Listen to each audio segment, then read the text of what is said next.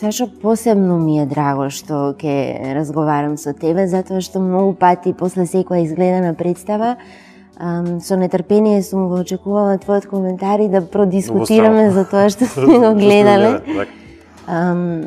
Многу пати сме се сложиле за она што е наша естетика и она што ние го сакаме во театарот.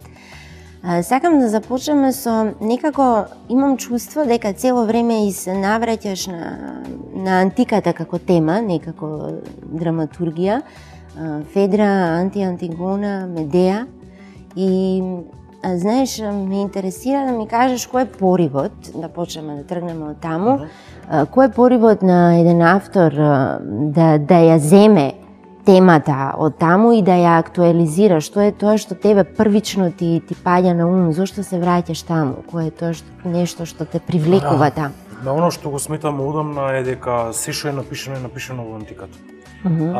Се кое е некаква еволуција на развојот на мислата пред се, понатаму и на развојот на писмата, без разлика на тоа дали станува збор за некаква жанровска дефиниција или еве да одиме строго во театарот како медиум пред се, е се дадено во антиката.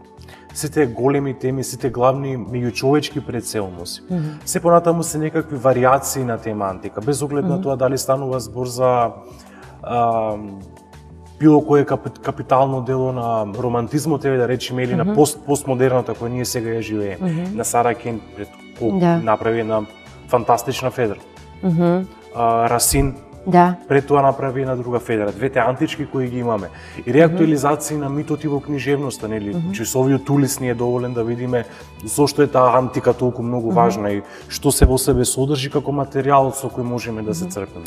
Тогаш колку е лесно или тешко да, ако тоа важи за една голема драматургија од големи автори, колку е лесно или тешко за еден драматург да го најде своето, да и се доближи на темата, да биде исто толку голема и да биде исто толку актуелна еве денес. Мислам дека тоа се теми кои се секогаш актуелни. Со актуелноста немаме проблем. Имаме условен проблем со прочитот на митот и неговото ставање во она кое нам не тангира како автори пред се, а понатаму како дел од општеството во кој живееме и дел од оние кои го конструираат театарот. Не само театарот, и пишаниот збор генерално.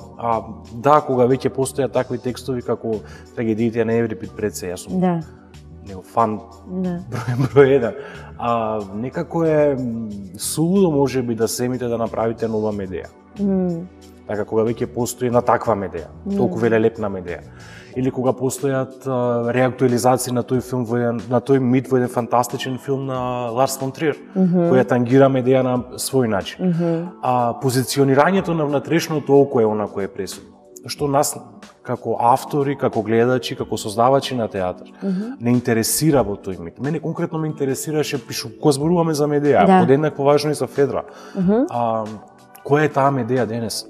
Како изгледа таа Медеа денес? Која е Медеа денес? Знаеш, тоа што го прави она како чин е навистина врв на трагедијата, ајде, ако може така да го наречеме.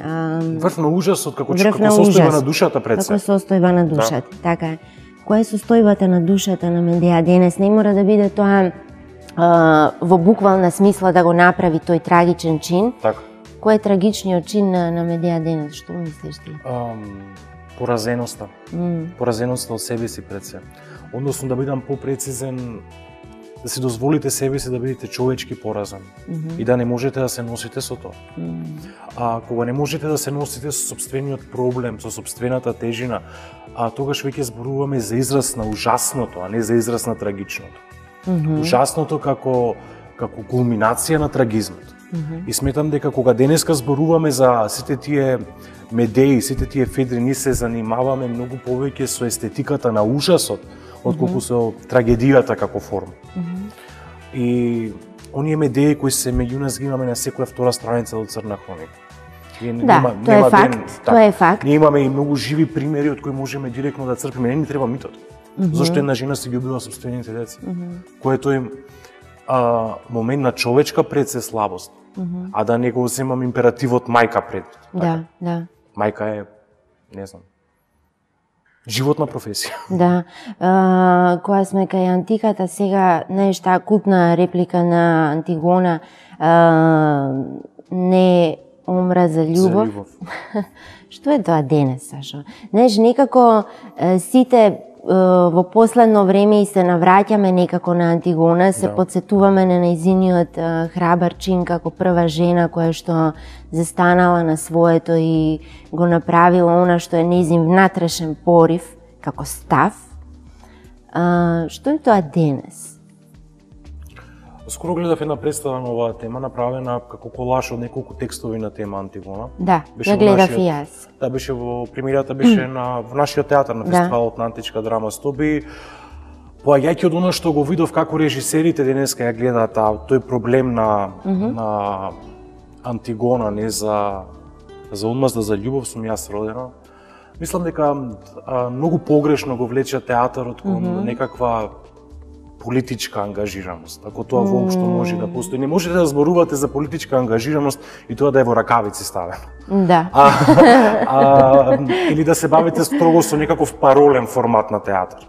Тоа не е одиено со друго. Кога правите политички ангажиран театар, вие мора да сте до крај влезени во тоа. А не за тројца, четворица од публиката да рече да, ова е политички ангажиран театар. Во која смисла мислиш до крај? Во однос на ставовите, во однос на... Се разбира во однос на суровоста на ставот. Не во однос на метафората на ставот. Затоа што еден став како таков може да има 20 метафори кои можеме да ги читаме, така, како слики. Меѓутоа, кога таа слика е многу директно дадена, тогаш е многу јасна. Конкретно за случајот на Антигона, мој личен став е дека поаѓајќи повторно нели од таа реплика не за омраза, туку за љубов, станува збор за оние заборавени валери на човековата суштина. А не станува збор за братско-сестрински однос, како што е нели случајот на Антигона или проблемот на семејството, на војкото. Туку станува збор за неможноста некој да разбере нечија емоционална состојба. И кога таков архетип како Антигона секогаш ќе биде актуелна затоа што е неразбрана по однос на сопствените потреби. Тај жена како природна човечка особина. Тај жена со неприфатен емоционален апарат. Јас така ја читам, можеби јас сум во криво. Меѓутоа аргументирано можеме да зборуваме дека Антигона е приказна пред се за тоа. Која што во некакви други општествени канони, друго значела, друго еманирала како став. Да, ние повторно можеме да се вратиме на оваа тема на овој начин на кој што денеска се поставува како во некакво политичко милје. Меѓутоа повторно ќе речем мораме да сме сурови до самите граници. А не да се занимаваме со бледа иконографија. Да. Што ако го има сето тоа, ја нема Антигона, тогаш нема представа. Нема представа, се разбира. Антигона се разбира и на прво место. Се разбира. Во однос на нејзиниот цврст став и она емоционална состојба која што ја зборуваше, за мене исто така како режисер суштинска да го видам проблемот на ликот, на нејзината душевна состојба, на нејзините емоции. Зошто е таа безвремена? Така, да, зошто е безвремена? Зошто на времето? Зошто уште до ден денес се занимаваме со Антигона? А сигурно не заради општественото милие, туку заради состојбата на душата. И секој вистински медиум, секој вистинска уметност се занимава со состојбата на душата пред се. Дали ја ставате во некаков политички контекст или ја тргате од некаков политички контекст, од нејзина социјална ангажираност, тај состојба на душата пер се, потоа е се останато. Не можеме да зборуваме за архетипи, доколку тие не ни се многу блиски како луѓе пред се, а не како дел од општеството. Да, ние имаме тенденција да си го користиме тој термин безвремено, секогаш безвремена тема, вечна тема. Стана тој како некоја парола која што сите си ја користиме. Ајде да видиме малку, сакам да позборуваме за еден од моите поомилени текстови твои, Господиците од Авиньон. Да, и мој еден од поомилени. Неш Пикасо насликал една слика која што е влезена во како авангарда во кубизмот, една приказ на жената, на убавината на жената, некако што ние си ја замислуваме традиционално или класично, ако може така да се изразам во однос на нејзината убавина, туку прикажува една сосема друга естетика. Деконструирано. Да. Што е твојата естетика? Знаеш, тоа е она што тебе те привлече да го земеш ова големо дело, платно. Тоа е грандиозно платно само по себе. Да, како бегаш ти од таа традиционална убавина на жената? Што е убавината за тебе? Што е... Многу интересно прашање, особено кога станува збор за конотирање на оваа фамозна слика на Пабло Пикасо, Мадемуазел де Завиньон, во кој Пикасо става едни куртизани од градот Авиньон пред кој стои мртва природа. Или тоа е прв прочит на таа слика. Мојот текст оди малку понатаму и се занимава со биографијата на Пикасо, Пикасо како автор во мојот текст циркулира на ниво на зуење на една мува. Како нешто кое е надворешна дразба која иритира. А од друга страна се тие маркации од жени кои што го одбележале неговиот живот и која секоја сама за себе уметничко дело, без да го запознае Пикасо. Многу е интересно да ги оживееш тие жени. Кои се тие жени денес? Мислам дека ги имаме насекаде. Дека убавината, ставот кон убавината е многу личен. И она кое што за мене, за тебе е убаво, не значи дека ќе биде општо прифатено како убаво. Мене како човек пред се ме интересира она што е одстапка, она што е посебно, а не она кое што подложи на општите канони за тоа што е убаво или што не е. А самото тоа што станува одстапка од некаков систем заради вредностите кои ги носи, ми станува убаво, затоа што ми е драго, заради тоа што ми развива некакви чувства, кои се посебни, заради тоа што го гледам, е посебно само за себе. Знаеш, додека те читам, имам чувство дека можеби си еден од ретките или можеби единствен автор кој што толку јасно и прецизно ја опишува атмосферата, дури и за мирис и за вкус можеш да добиеш чувство каков е мирисот на сцената или каков е вкусот на сцената. Со описот дури можеш да одиш до тој степен да веднаш знаеш како се облечени ликовите, како дишат. Ја имаш таа тенденција баш прецизно до конец да ја опишеш таа атмосфера внатре. Што, например, има многу текстови каде што се е оставено на гол текст, каде што од самите реплики доаѓаш до ситуацијата. Кој е поривот на еден автор, еве и мувата како сегмент, кој е твојот порив така прецизно да не воведуваш во атмосферата? Најверојатно сетилата се клучен момент, не знам. Морате да ја знаете точната струја на свест на ликот со кој се занимавате. Добро. Ако не ја знаете точната струја на свест на ликот кој го градите, односно кој го пишувате, да не сте сраснат со него, тогаш ќе остане енигма и за режисерот, понатаму и за гледачот. Ликовите кои ги пишувате мора страшно добро да ги познавате. И од тоа да ги живеете. Да се разбира, тоа подразбира. Ако ги познавате, ги живеете во себе со еден дел од себе си. И во тоа знаење околу ликовите или препознавање во конкретни ликови кои биле дел од некаков свет, сите подробности, односно ситници во врска со тој лик, сакале вие или не се излегуваат на површина во самиот текст. Јас како автор, доколку тоа со некои ликови не го успеам да го направам до крај, свесно се разбира во некоја сцена, пишувам дидаскалија во која го објаснувам ликот. Сите мои текстови почнуваат со дидаскалија околу ликовите, кои некогаш се и по половина страница. Во кои се за мене подеднакво важни и за режисерот, но и за актерот. Актер кој ќе ги знае тие дидаскали кои се однесуваат на неговиот лик, многу полесно ќе влезе во севкупната атмосфера на представата. Се разбира водено од режисерот и неговото видување за тој текст. Да, апсолутно. Сашо, струја на свест. Спомна. Која е твојата струја на свест? Да бидам исклучен. Исклучен? Да бидам исклучен. Мојата струја на свест е исклучување од сето ова кое се случува.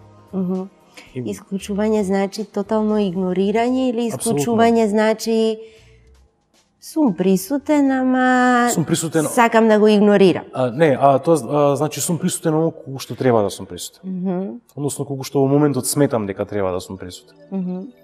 Тоа е делот од инспирацијата на секој. Не, тоа станува дел од начин на живот. Станува намерно или не, тоа станува дел од начин на животот. Во таа изолација која е неопходна за да се занимавате со сраснување на ликови кои вие ги измислувате. Тоа е посебен однос кон себе си.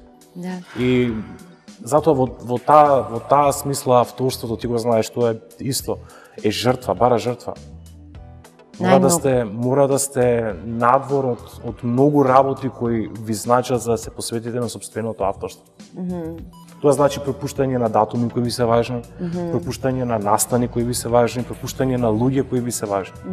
И следување на еден свет во кој не знам дали за среќа, но почнувате да се станувате сам себе добро. Можеби и времето во кое живееме е такво. Време на изолација на човек.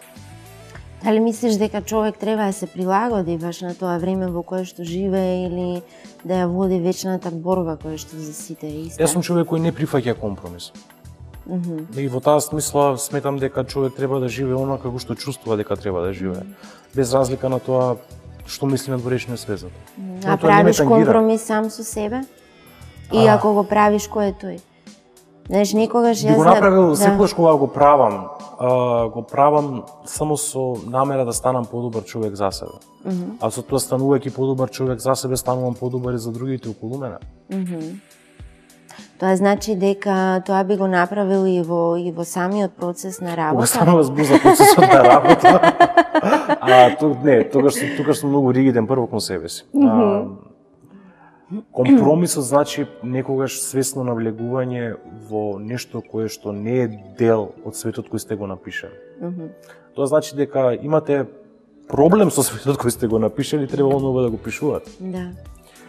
Така што доколку компромис значи прифаќање на нечи став, заради некаква поголема идеја, заради некаква поголема смисла, заради заедничка верба во нешто кое што е многу поголемо, во таа смисла, да, правам компромис. Да.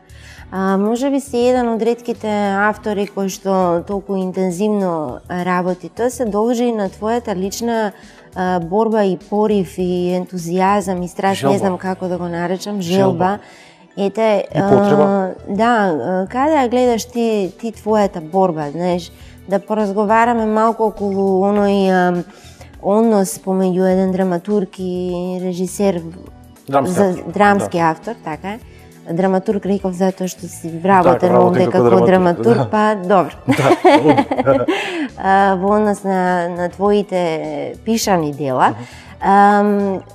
Колку тука како се снаоѓаш овде со компромисот и со режисерските концепции, не знам, конфликтни ситуации? А кога работите со режисер, конфликтот е многу природен. Неминовен. Многу природен. Неминовен, природен. Но меѓутоа во тоа нема ништо лошо. Кога доаѓа до конфликт меѓу автор и режисер, тоа значи дека сме на вистински пат и треба да го продолжиме да го тераме тој пат. И да видиме кај ќе не однесе. Се до следниот конфликт. Да. Кога се преизведува еден текст, сигурен сум дека за автор преизведбата на текстот е од една страна најблагородна, од друга страна најтешка како процес. Дејќи светот кој е во вашата глава треба да излезе на сцена. Тој до тогаш постоел само во вашата глава, на ниво на ликовите кои сте ги поставиле, и на ниво на оно што тие го кажуваат, на начинот на кој действуваат во одредена околност, во одредена драмска ситуација. И сега тоа преку визирот на режисерот, тој ваш внатрешен свет треба да излезе на сцена и да стане вистински свет. Се разбира во магијата на медиумот театар, неговата вистинитост. Многу често мене ми се случува со режисер да не се сватам од на прва топка. Меѓутоа, повторно ќе кажам, театарот како колективна работа мора да има конфликти, затоа што конфликтот раѓа производ. Да. Конфликтот треба да биде апсолутно во однос на идејата внатре. На сцена, во однос на кога се поставува не знам, мизансцен, кога се поставува целата таа душа на авторот која што ја напишал, треба да ја оживееш. Имам чувство дека ти се допаѓа тој, како да го наречам, театар на некакво движење, нема да го наречам кореографија. Што мислиш, колку ние како уметници, како актери сме спремни за таков тип на театар? Многу ми е жал што можам да кажам дека не сме спремни. Не сме колективно спремни како цели ансамбли да влегуваме во тој тип на, ајде да ја наречеме кореодрама. Некако ако не е соодветен термин. Бидејќи тоа бара поинаков третман кон себе си прво. И сметам дека уште кога ќе излезат од клупите, односно од факултетите за актерство, дека актерите не се докрај спремни да влезат во таков тип театар. Кој што е семи сетилен, кој што подразбира поинаков однос кон сопственото тело, кој што се базира на говорот на тело кое е во криза. Може би немаме доволно образование од тој аспект. Може би проблемот се наоѓа во образованието. Јас не сум дипломец, јас сум докторант на факултетот за драмски уметници, не сум нивен дипломец. Не го знам системот на кој работат. И така што не можам да зборувам дали не достига некаков кадар кој ќе ги обучува луѓето за тоа. Но секако постојат мастер класови надвор од оваа држава на кој актерот доколку верува во себе оди да се доусоврши. Да, тоа се самостанува на свој личен интерес. Се разбира, а еволуцијата на актерот почнува во моментот кога тој ќе го заврши факултет. Да, најмногу. Понатаму се работа и лична надоградба. Да. Цело време жената е главен лик во тоа што го пишуваш. Јас како жена не сум феминист, морам да ти признам. Сметам дека мојот став е дека жената ја има доволно таму каде што треба, мислам, ја има. Единствено, знаеш, освен во земјите каде што е традиција, е дел од традицијата едноставно така да се однесува жената. Ајде да не го коментираме тоа, може би е многу поширока тема. Мене ме интересира твојот порив да се занимаваш денес со жената, кој е нејзиниот проблем, како ти нејзе ја доживуваш. Колку насловни женски ликови имаме во македонската драматика? Нема. Доволен индикатор? Нема. Така. Мора да ги има. Просто мора. Кој е проблемот нејзин? Денес? Не знам.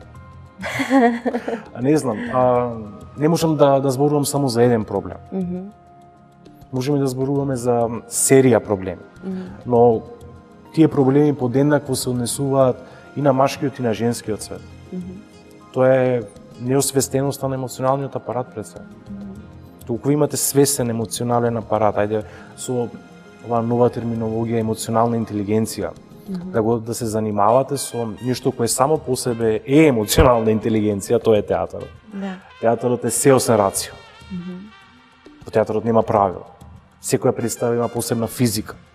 Секоја представа има посебна внатрешна хемија. Секоја представа има засебна логика на крајот од краиштето. Вие мора да имате до крај освестен емоционален апарат. Доколку го немате и не го ставите во функција на она кој е режисерот, односно представата како целина го бара од вас, тогаш мислам дека се занимавате со многу погрешна професија. Кој што е трошење на животот во празно. А од една голема наша глумица дека тоа се случува. Од една голема наша глумица Милица Стојанова научив дека ако нештото го правиш до крај, или остави му го да го направи некому кој знае да го направи до крај. Да, тоа е нешто што ретко го правиме и се подсетуваме дека навистина е така. Ана Комнена е византиска како историски лик, повторно се навраќаш на некој лик од историјата што постоел. византиска царица која што важи за една најобразована во својот век, во времето во кое што живеела, не знам, имала знаење од секоја област, не знам, математика, физика, историја, филозофија, важи за најобразована жена. Да, ја пишува Алексијадата за владењето на својот татко.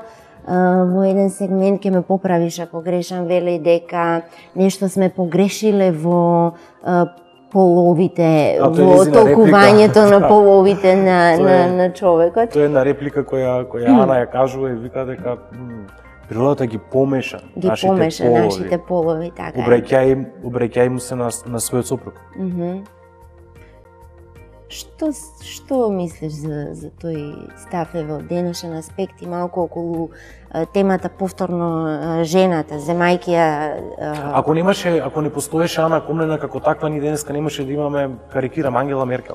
Немаше да имаме Хилари Клинтон како кандидат за претседател на Соединетите американски држави. Такви силни... Значи, сепак жената ја има. Се разбира. Некако, да. Како не? Да. Уште од тој 10 век во кој е сместена представата која моментално се работи на мојата матична сцена Велишкиот театар, уште во 10 век постои таа позиција, она со кој се занимава денеска родовите студии. А тоа е позиционирањето на жената во општество во кое мажот е ставен како доминанта. И само заради простата биологија, односно фактот дека таа е родена како жена и се одземаат работите кои природно иследуваат, а тоа пред се позицијата на власт и моќ. Која е денес? Може би ова е најкомплицирано прашање за одговарање. Дали ние денеска воопшто имаме такви жени на кои ништо им се одзема? Односно, дали имаме жени кои имаат проблем со тоа да бидат подчинети на скалата на владеењето на општеството, бидејќи големи држави ги водат жени или имаат намера да водат жени. Така.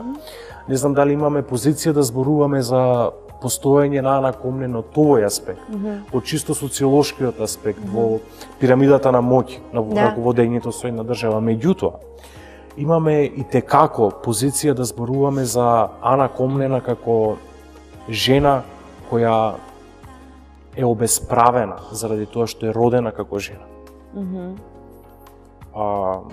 Имаме многу такви примери денес. Имате вие во 21 век, во ова 2016 година, жени кои се каменувани заради тоа што се жени. На планетата Земја, на земјината топка. Да, сепак постои, тоа е факт кој што не може да се избегне. Тогаш зашто треба да пишува еден автор денес? За тоа на кој лично го тангира. За сето она кое е дел од неговиот живот, за сето она кое ментално го провоцира, за сето она кое му го буди емоционалниот апарат за степен повеќе, за сите оние... Што е тоа што тебе лично те тангира најмногу? Да се осознавам себе си до крај. Колку и да звучи себично, моето пишување мене ми е начин само на себе откривање до крај. Ништо друго. Најверојатно на секој еден автор кој што вистински се посветува, тргнува нешто свое лично и не можеш да избегаш од личното. Никогаш не можеш, знаеш, и поривот на секој еден режисер да направи представа е сепак личен, многу интимен. Да, многу интимен.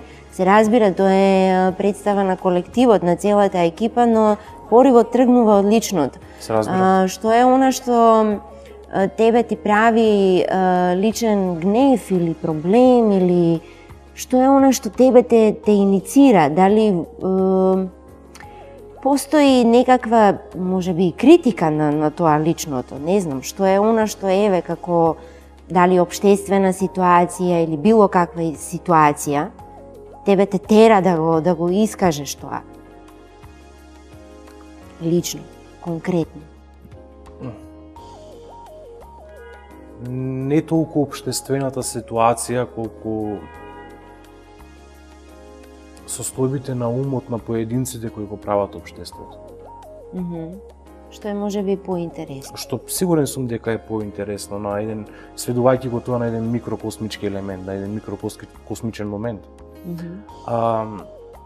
Сите ние сме дел од некакво друштво, дел од некакви мрежи, дел од некакви поврзувања на луѓе, настани, состојби, дејства. Самото читање на нашиот меѓучовечки однос, ние сме пријатели, почнуваме од тој однос. Да го прочитаме, да го разбереме и да го протолкуваме што тој значи. Толкувањето е моментот на пишување, кое што понатаму создава матрица која сама за себе треба да биде толкувана. Велиш треба да се оди во екстреми кога се работи за чувства и за емоции. Што значи тоа екстрема од твој аспект како автор? Такви теми. Теми кои преиспитуваат големи концепти. Големи животни. Голем концепт е концептот за мајка во глобална рамка. Голем концепт е концептот за Бог. Голем концепт е концептот на власт. Голем концепт е концептот на мажот, на жената, на родовото устројство, на половото устројство. Сето она на кое се темели овој свет во кој ние живееме. Ние живееме во свет кој се темели на сериозни концепти. Мораме да ги преиспитаме колку важат денес тие концепти. Дали чедоморството на Медеа пред 2500 години исто тежи и важи како чедоморството денес? Заклучуваме да, исто е. Тоа е иста именка, тоа е чедоморство. Меѓутоа, за жал, како цивилизација станавме многу студени по однос на ваквите именки. Не како да станавме емоционални инвалиди. Мене тоа ме поразува како факт. Како човек ме поразува просто, не како автор, како човек. Дека ние ја изгубивме емпатијата. Ние не сочувствуваме веќе. Станавме толку изолирани од светот и од времето во кое живееме. Едни толку самодоволни суштества. Што престанавме да се грижиме за глобалниот поредок.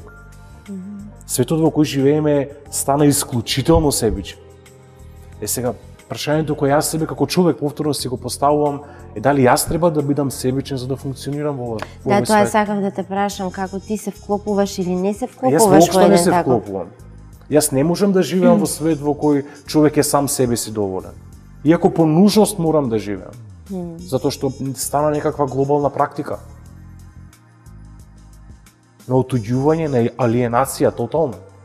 Може би таа себичност стана нормална, природна човечка особина. Не ја заслужуваме цивилизација вако е така.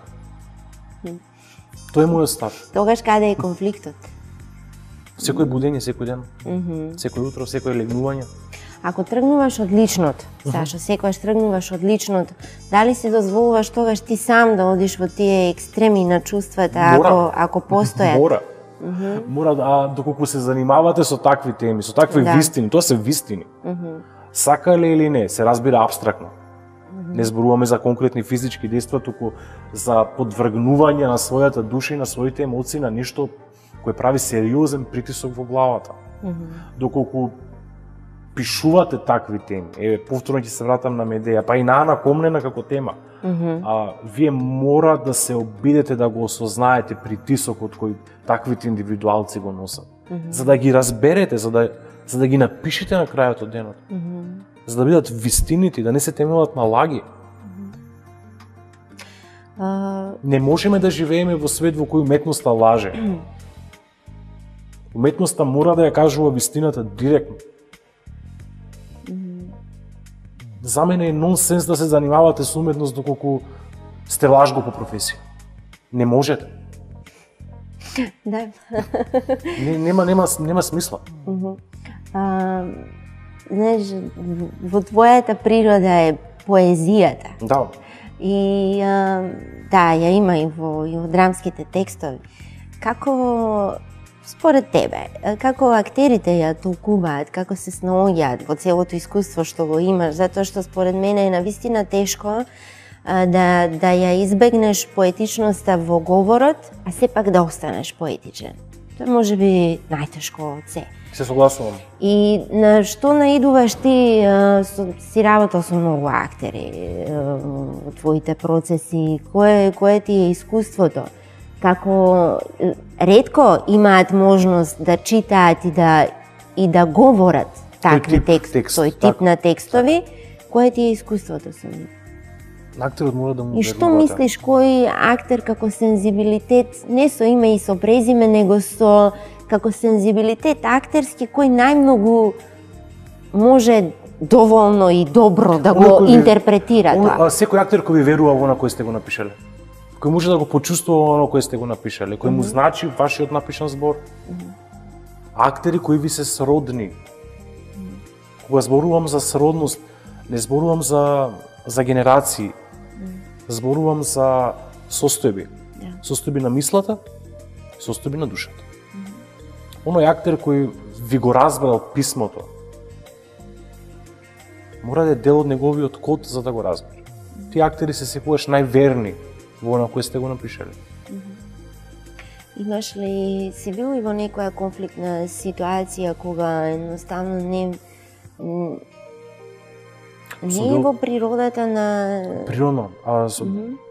Кога работите колективна работа, со секаков тип ситуации се соочуват. Апсолутно. Ваквите ситуации се реални, постојат. Не можете секогаш да ги избирате сите луѓе кога работите репертоарен театар. Репертоарен театар е политика на работа на една куќа. И тие се глумците кои се дел од таа куќа, дел од тој работен колектив. И секако некогаш некој повеќе, а некогаш некој помалку ќе го разбере до крај она кое сте го пишувале. Да. И секако тука сме дел, затоа ги минуваме овие процеси на создавање представи. Да се осознаеме меѓу себе, за да го разбереме она кое треба да биде последица од нашето разбирање, а тоа е представата како целина. Ја спомна репертоарската политика. Какви сме ние во репертоарската политика? Генерално сметам дека итно ни треба преиспитување на публиката. Нашата публика мора да се превоспита, тоа е наша задача и наша работа. Како да ја превоспитаме? Нудејќи им производи кои ги тангираат. Не ветви и строшени теми. Нудејќи им нешто кое што е дел од нивното секојдневие. Дали темата може да биде потрошена? Се разбирам. Како? Затоа што ќе престане да се обраќа на одредено време. Во оној момент кога одредена тема престанува да се обраќа на одредено време, тај веќе потрошена тема. Знаеш, темата пак ќе се искористам со безвремено и вечно како термин. Темата исто така може да биде една вечна, темата на љубов е вечна тема, така. Едноставно можеби треба да се најде начинот на кој што треба да ја покаже што е важно во овој момент за таа тема. Се разбира. Знаеш, да, ќе се сложам со тебе дека репертоарската политика сакајќи да биде толку различна, го изгуби можеби критериумот во однос на тоа, чекај на која публика сега и се обраќа. Каде го гледаш ти решението? Театарот мора да има представи во својот репертоар кои ќе се обраќаат на секој вид публика. Затоа е репертоарна политика. Да. Представи кои ќе се обраќаат на секојците генерации. Да. Представи кои ќе се обраќаат буквално секому. Затоа имаме репертоари во театрите. Да. Не може детска представа подеднакво да ми се обрати мене и да му се обрати на детето за кој е специјално направена, на мене нешто што е од неговиот свет. Да. Мораме да внимаваме на производите кои ги конструираме и која е нивната крајна цел и намера. Дали правиме моментално представа која е фестивалска и која ќе оди само надвор од државата да представува нашата држава и нашиот театар надвор, или правиме представа за широко конзумирање кој ќе се обраќа на сите маси. Да, од тој аспект сакав да те прашам, Сашо, што мислиш за тоа широко конзумирање? Што мислиш за оние представи кои што имаме тенденција да ги нарекуваме ова ни е представа за публика? Јас не можам да го сватам тој термин искрено. Ова е представа за публика. Знаеш, што значи тоа? Да, секоја представа е представа за публика. Меѓутоа, она кое го нарекуваме представа за публика, најчесто спаѓа во лесните жанрови. Не спаѓа во потешките жанрови. Тоа значи водвил лесен жанр? Водвил комедија. Публиката најчесто доаѓа во театар за да го промени своето расположение. А какво е расположението на публиката, не би го говорел во моментов. Па кој е нашиот порив, имајќи ја естетиката, имаме можност колку толку во последно време да гледаме европски представи, која е потребата... Европски представи се случуваат и во Македонија. Да, ама која е потребата, еве, да гледаме на естетика на Томаш Пандур, на Жолдак, го спомнавме. Знаеш, која е нашата потреба тоаш да правиме се уште во двили, знаеш? Затоа што тоа најмногу оди кај публиката, затоа зборувам дека ни треба превоспитување на публиката.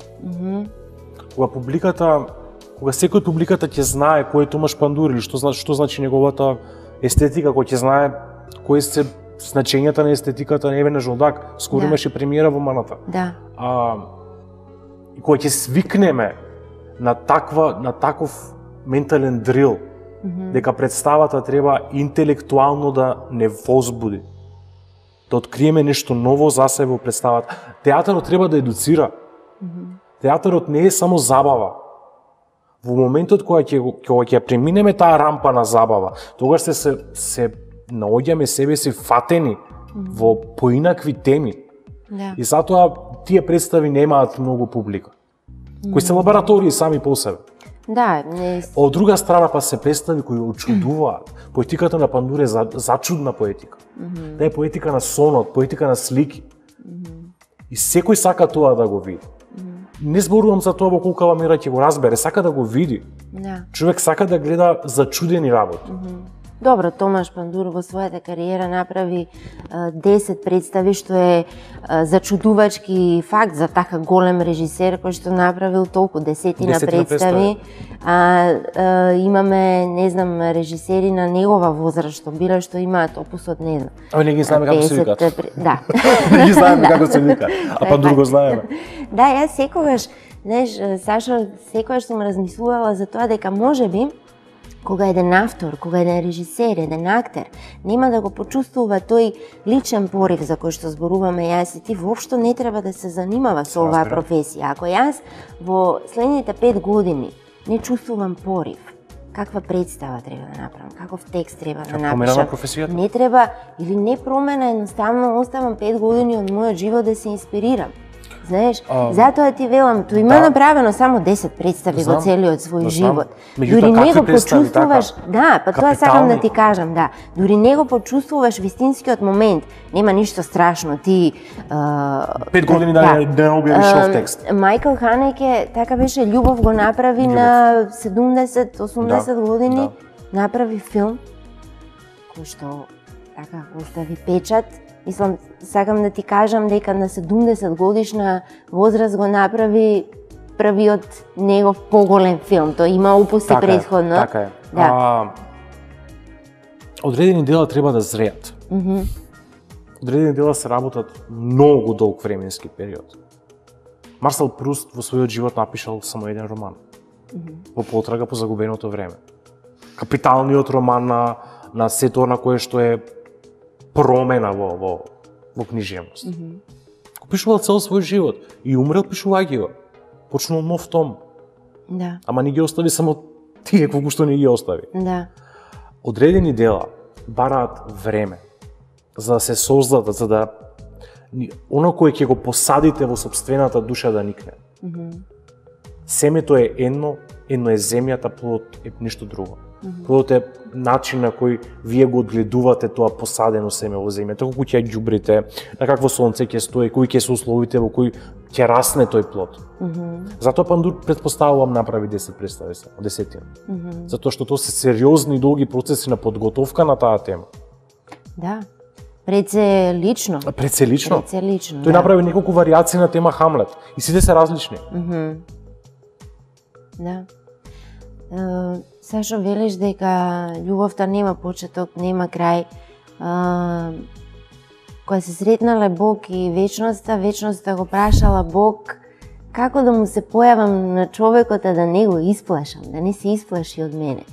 И Бог е рекол на вечноста, остави ми го тоа мене, ќе му дозволам на човекот за миг да те почувствува, и така Бог ја создал љубовта. Тоа е едно од моите омилени приказни и навистина е така. Така е. Во однос на тоа, што за тебе е љубов денес, во денешен аспект, како љубов, како вечна тема, како се користиме со неа, дали на вистински начин ја канализираме таму каде што треба, Дали на вистински начин се занимаваме со темата на љубовта, ако е таа толку голема? Не може да се занимаваме на тема љубов на погрешен начин. Тоа не постои. Затоа што така ја смислам. А затоа што секој од нас има прво крајно индивидуален однос кон љубовта. Односно, кој е објектот на љубов. Да. Зошто е таков каков што е. Јас сметам дека во денес љубовта е еден бесконечен след од именки, кој ги предводи една именка која се вика себичност. За да љубите, го правите тоа заради себе, затоа што вам ви е добро покрај некого. Тоа е себичност. Љубовта е во најголема мера себична. Да. Потоа доаѓа онај втор план и објектот на љубов да биде исто третиран. Но кога станува збор за професијата, тогаш објектот на љубов е многу посложен. Ви мора да се влюбите во режисерите, во глумците, во текстовите на кои работите. Затоа да има прекрасен крај таа љубовна приказна. Да. Процесот на градење и на приказна, не на театарска представа е љубовен однос меѓу сите негови чинители кои се занимаваат со таа граѓа. Доколку не го сакате тоа, не сте влюбени во тоа, доколку лажете, односно, тоа се гледа на сцената. Сцената не трпи лага. Публиката не можете да ја излажете со на кој што ја го пласирате како завршен производ. Да. И не ја интересира процесот зад кулисите. Не интересира представата. Го ја интересира производот. Никој од публиката нема да дојде да праша, чекај Сашо на проба или овде Теја, што правевте. вие имавте проблем нешто Некако, тука, затоа се ова разбира. не беше добро, мислам, таа гледа крајен производ, тоа е факт. Апсолутно, затоа градењето представа е љубовен чин Да. кој се случува меѓу многу учесници во тој процес. Многу енергија, размена на енергија, барикади кон некои енергија. Љубовта мора некогаш и да се повлече, за да победи на крајот. Да. Ретко се подсетив на Пеперутка. Ретко сте кај нас радиодрама да се случи, не знам, може би порано се случувало повеќе, ама беше еден порив да се случи и според мене постојат, мислам дека може би денешните генерации поим немаат тие што доаѓаат сега што е тоа радиодрама, дали слушале некогаш радиодрама? Ретко кој прво дома има радио. Да, кој има радио. Кој има радио дома. Да. Што мислиш за тој медиум? И сакам да се надоврземе на една тема за независниот театар. Кој е твојот став за независниот театар? Независниот театар е зависен театар. Зависен? Да. Од што зависи? Како и се, Најмногу. како и се во општество на конзуматори од пари. За да направите на театарска представа, вие не можете од ништо да ја направите. Да. Тоа е продукција, тоа се вика и тоа се учи. Што значи продукција? Продукција значи пари пред се. Да. Независниот театар е во секоја смисла зависен, прво финансиски, после од секој друг аспект, бидејќи со текот на времето ентузијазмот да се бавите со нешто само заради љубов, мислам дека ќе попушти. Морате од нешто да живеете, морате да јадете, да пиете. Да, да. И моето искуство го кажува тоа. Па сигурен сум. Сигурен сум дека и ти можеш да кажеш дека независната сцена е зависна сцена. Да, за многу повеќе зависиш од Колку што не зависи, само стои таа именка. Не е само љубовта за која што зборувавме и ја кревавме на високо ниво. На крај се сведува дека не е само љубовта. Па се разбира. Мотивацијата е многу важна. Не велам дека таа е само материјална. Не станува збор за мотивација, станува збор за гол живот, за опстанок. Јас не можам да живеам од талент. Така. Талентот е ефемерија. Ама можеш да го искористиш талентот за да живееш. Се разбира. Од тој аспект, да. Сашо, важиш за мене барем, лично за мене важиш за многу сензибилен автор и навистина кога и да те сретнам ме обсипуваш со најразлични емоции, секој наш разговор раѓал нешто ново. Да. Титра. Мене ми е жално нашиот разговор, толку беше. Лет на времето. Сакам за крај да ми го кажеш твојот став за младите драматурзи. Немавме можност да поразговараме за тоа. Како една препорака твоја, како автор кој што редовно работи и се бори за да стигне до својата работа, што е оно што ти лично би им го кажал, ете, како некоја само работа и жртва, ништо друго. За секој еден поединец во колективна работа која е одстапка од некаков просек, е последица на многу работа. Многу работа, крвничка работа. За да бидете успешен во она кое што ве обележува како посебен човек во овој свет. Талентот е многу мал процент во светот. Да, тоа е. Другото е се работа. Генерална дефиниција што Апсолутно. Сите ни ја кажуваат на прв час точно, на факултет. Јас сватив дека дефиницијата ми стана пракса. Тоа не е гола теорија, тоа е на вистина така. Оној кој работи секогаш ќе го има. А јас до пред 3 години, додека не објавив првата книга, јас работев катадневно. Да. Јас собрав еден голем материјал. И сега можам некогаш да дигнам рачната и да се одморам од пишување. Да. Неколку дена. Повторно станува збор за неколку дена. Да. Не станува збор да се одморите од работа со месеци. Тоа не постои. Така нема кариера. Кариерата подразбира континуитет. И доколку вие во континуитет не работите на себе, пред се, а со тоа да работите врз вашето авторство, врз проектите кои сте ги замислили, врз она кој ве тангира како уметник, како создавач, како креатор на свет, кој мора да постои сам за себе, вие мора да работите. Без разлика дали ја добива шансата или не, се разбира, сметам дека континуитетот и дека тоа е клучен во нашата професија. Се разбира. Да. Мора да ве има да сте курентен, да сте актуелен. И мора себе си да си дозволите и неуспех. Да. Континуитетот некогаш подразбира и неуспех. Не можете вие во се да сте гениални. Тоа не постои. Да. И сите слики на Пикасо не се гениални. Некои од ликовните уметници ќе ме линчува за ова. Сигурен сум, ама така е. Така е, зашто се тие десетина кои се бројат на прстовен толкав опус. Ги знаеме сите. Да. Фасцинацијата со нешто кое е уметност е само и само последица од работата на уметникот, од ништо друго. За да имате множество од кои вие можете да одберете, ево ова множество сега мене ова ми се допаѓа. Едно нека е, ви се допаѓа. Дел е од вашиот свет, знаете зошто е. Трагата која ја оставате зад себе е последица од работа. Не е последица од воздух. Да. Се надевам дека ќе го прифатат сите, еве овој предизвик, ако може така да биде. Се надевам, како се вика тоа, добронамерен. Да. Добронамерна насока.